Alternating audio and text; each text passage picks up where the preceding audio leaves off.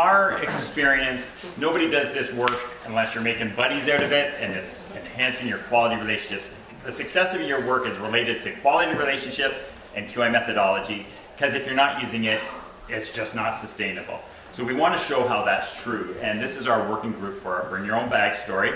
And it started with a simple thing. We do not have the time to do hard work. So when Ali said this is a good one, and it sells itself, it rolls downhill, we said, we're in.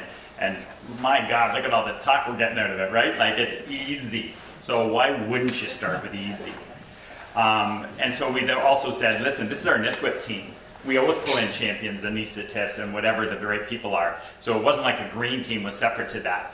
Our director said, as an organizational resource in a frontline that's maxed out, we do not have a lot of bandwidth. So whatever you want to do, team, pick a project and engage the frontline well. You're not doing 2 or 3 projects. We don't have it in us, and the eye rolls will just go up. So we said we would try. I want to introduce first Ashmina, who we were fortunate to have our quality and safety department say, we will support you with a quality specialist. So David and his team came to us and asked for help from the quality team. So we said, yeah, definitely we will help you. So we the first thing we said, okay, we need stakeholders for this project. So who, just like he said, like people who get involved, has a desire to do this, can make the project successful. So we started looking for the different stakeholders to be involved in this change. At the same time, project, or if change needs, we need a goal and an aim, because sometimes we have so many ideas and we kind of forget what our goal and aim is. So as a quality member, I was like, we were kind of focused, okay, yeah, we have lots of ideas, but let's focus on one thing. This is our aim, this is our goal. And at the same time, it is also important to look at the current, before making the change, it's important to look at the current process and see how we can implement our change within our current process, because if we try to make the whole process change, it's going to hard to make that change. It's better to look at the current process and make the small changes within that process, so make it more efficient that way. So we looked at the process, and then we came up with our own plan, and we used the method called Plan, Do, Study, Act, PDSA. So we planned how we're going to do it, when we're going to and where we're going to make, where we're going to start this change. And as David was there, so we said, okay, let's start with your patient, and ask your patient to bring your own reusable bag. And with the help of her secretary, Heidi, we connected with the patient and asked them to bring their own reusable bag. And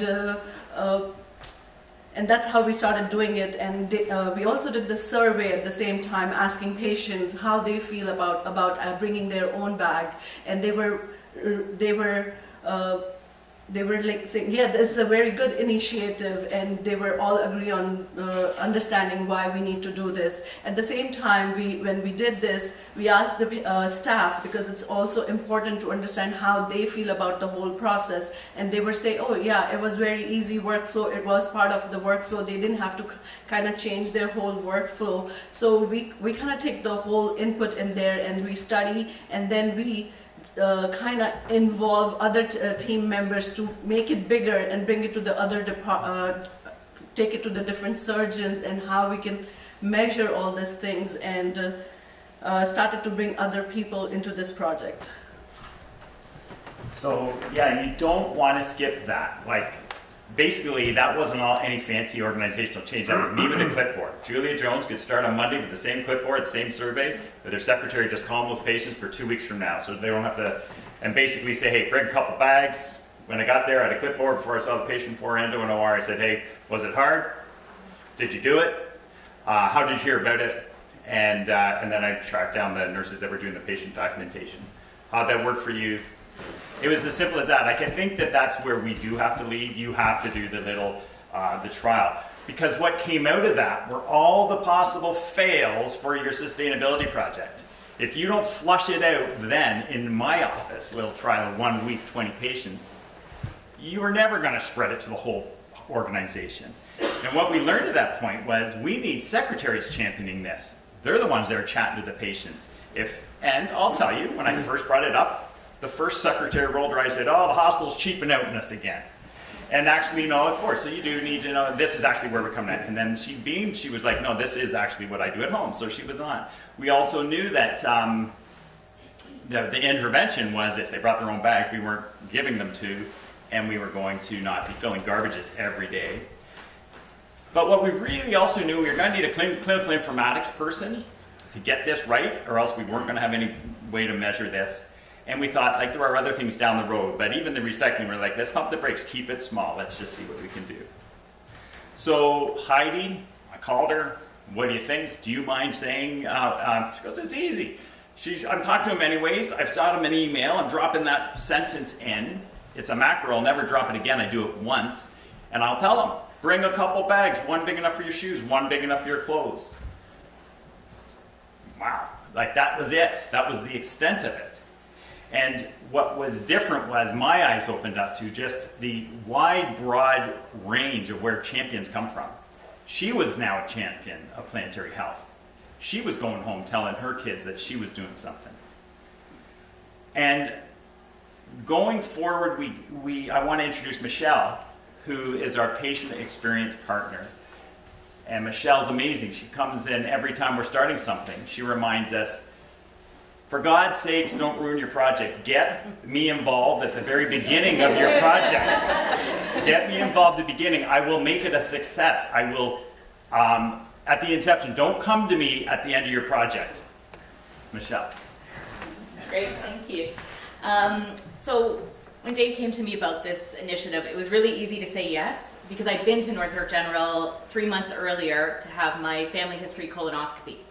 And I got the bag for my clothes, and there's still coat season, and I remember carrying this big bag around, and I'm like, this is crazy, like this thing's gonna fall apart. I actually don't know what happened to the bag. I don't know if I took it with me, but if I did, I don't think I recycled it. So when I got him on board, you know, we talked about the website, the pamphlets. That's one place a patient goes to, but the contact from the secretary at the surgeon's office, that's the person you're having the first contact with. But it's right before your procedure, whether it's surgery or endoscopic procedure, you're referring to the email communication. You know, when do I need to be at the hospital? What do I need to do to prep? And so that became really important about adding this initiative in there. So that way, people are constantly reminded and are bringing a bag now. And we're seeing those results. Yeah, the data shows it. Michelle called it. She's like, it's got to be the phone call. It's got to be the email. Because we were all in on pamphlets and changing the providers, the clinicians. We had all this idea of what the right thing to do was. And she was like, pump the brakes. I'm going to ask Ashmina to come back again and sort of speak to how rewarding it was to similarly tease out, connect with, make a quality relationship with the front line that's going to be impacted by this change. What is a QI tool that might do that, and what opened up for us? So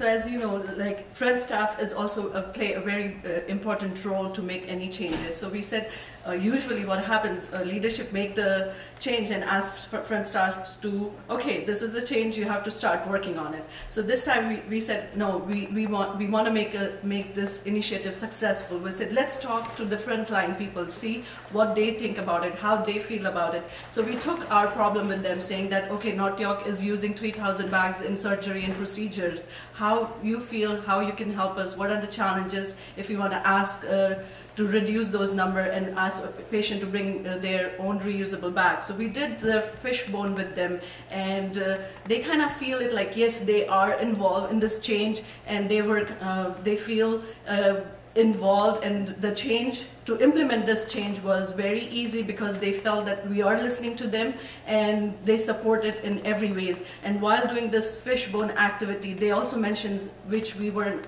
even thinking about it, that this same patient belonging bags are being used for as an emesis bag, which is like, oh, okay, we are not only using for the belongings, but we are using this for emesis. And then we started thinking about it, how we can replace our patient belonging bags or use a biodegradable emesis bag, which we are working on it as a separately.